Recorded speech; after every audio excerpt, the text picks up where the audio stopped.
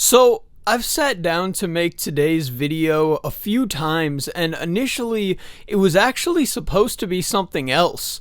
The reason why it's no longer what it was originally going to be, which will come out eventually, but every time I sat down to record, it didn't come out in a way that made sense to me.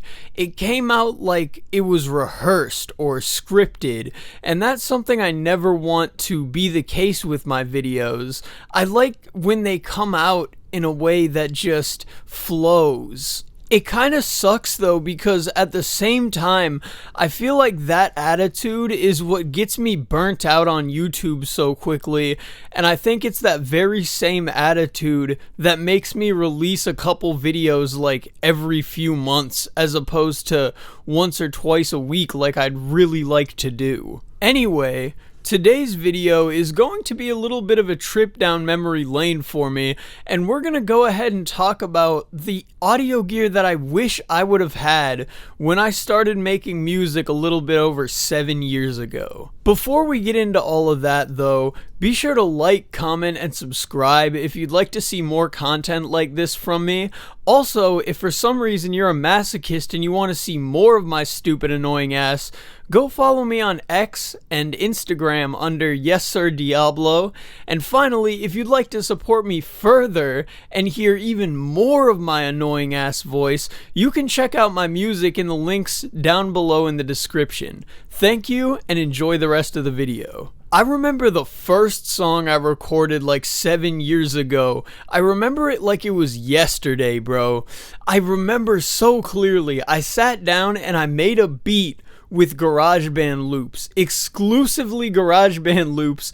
I put no effort into this instrumental, and then I imported it into Soundtrap because for some reason I didn't, figure that recording in GarageBand might just be better.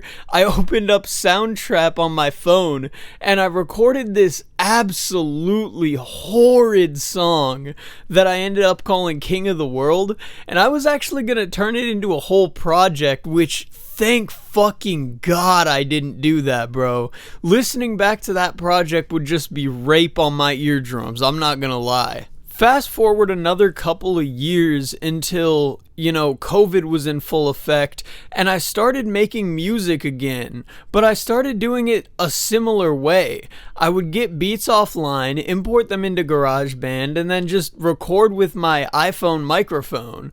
After a while, that changed to my Apple earbuds microphone, which was a little bit better, but not much. I feel really bad for my engineer who had to mix that shit. I'm just kind of rushing through this to get to this point right here, when I eventually got my very first interface, which was a Scarlett Solo 2nd Gen, and my very first mic, which is what you're hearing me talking to right now, the Rode NT1A. When I got all this audio gear though, I ran into another issue, which was that the interface was bus powered, but I didn't have a device to run it. I didn't have a computer, and I didn't even know how to work a desktop or a laptop computer, even if I wanted to get one.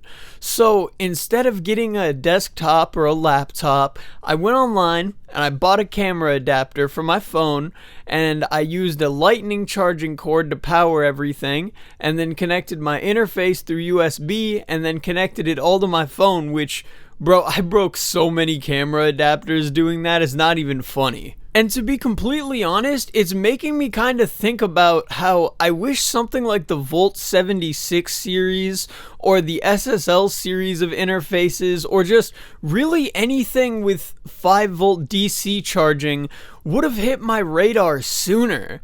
Because yes, I knew about some of the Steinberg interfaces, but Steinberg isn't the best company, to grace the planet, Even Focusrite, from what I was understanding, was better than anything you were gonna get from Steinberg, so why am I gonna go get a Steinberg when my system's working just fine? But the Volt series is better. in my opinion. The SSL series is better, just objectively.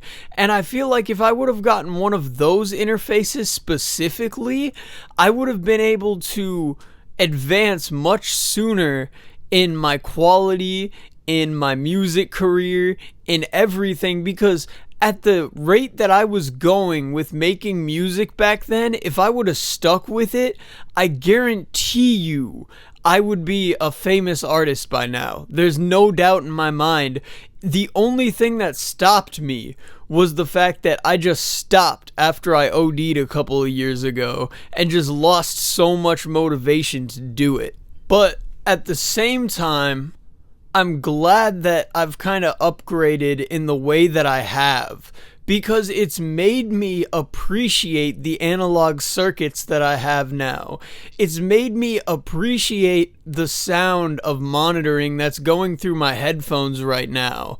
It makes me appreciate everything so much more, because if I had bought this interface back in like 2020 or even like 2022, I would have known that the quality was good. Like, it would very clearly be a quality jump for me, but I don't think I would hear the minor details as much as I do now. If there was one thing, though, I could go back and change on my journey of getting the gear that I have now, I'd say it would probably have to be not getting the Rode NT1A.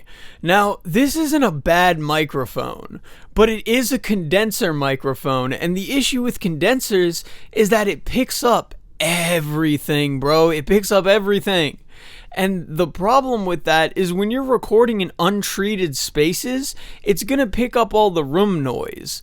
Having said all that, I wish I had gotten a condenser. Like maybe the SM58, well, it probably wouldn't have been the best microphone I probably could have gotten. It would have been cheap. I'd still have it because those things are fucking heavy duty as shit. I mean, there's a reason why they're used as performance mics.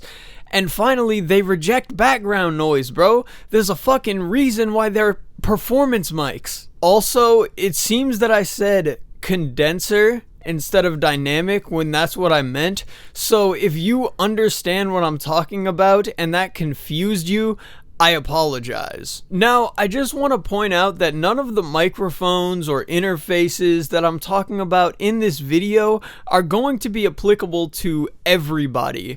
You know, some people have different voices, some people like different sounds, some people don't want the analog circuits, and that's fine.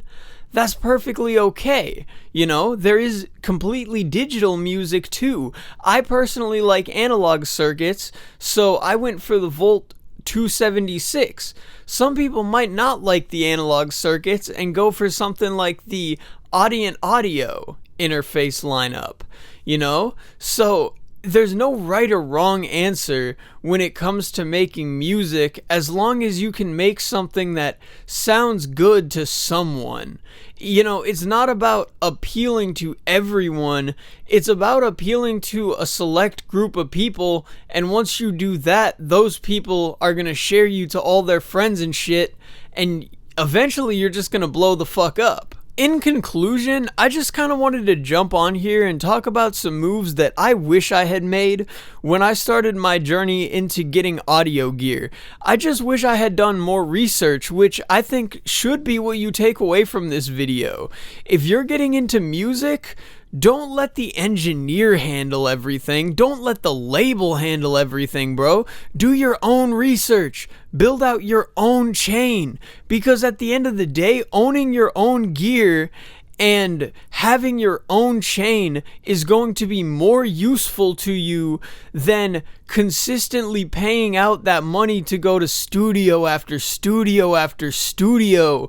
Because that's just going to be taken out of your bank and putting it into someone else's, which I agree, yes, you should 100% spread the love.